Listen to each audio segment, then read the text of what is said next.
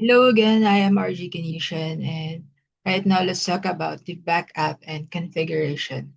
So ayan na, yung mayroon ng system nila is can configure system backup, and ayun, our remarks was this: ensure backups are verified and stored securely.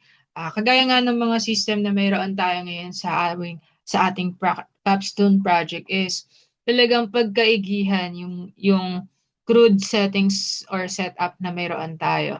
Wherein itong Bausi MIS is gumagamit sila ng mga confidential files or talagang mayroon silang mga ah, information na talagang kailangan na mayroong person lang na nakakakita, nakakapag-edit, and yung nag-audit kami ng system nila, visible naman talaga na pinagkakaingatan nila yung mayroon silang mga informasyon.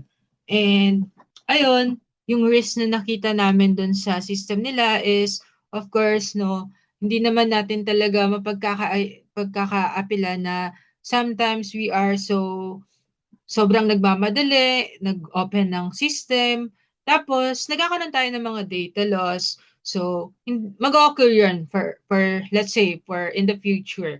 But of course, ang pinapaya namin or the risk na nakita namin is, of course, let's have a backup. Like, ANET, yung fallback na tinatawag nga nila, no?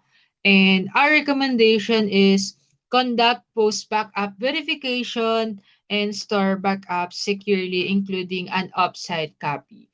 So, ayun, alam naman natin na may database din tayo. We have yung mga pumapasok dyan is napupunta din sa database natin. So, our recommendation is talagang pagkaingatan natin yung mga files na mayroon tayo.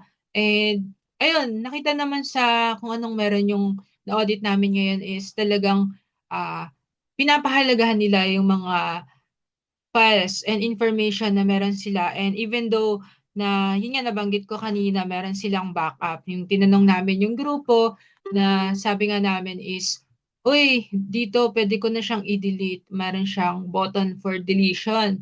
So, ayun yung pinaka-pinoint out ko noon during the audit.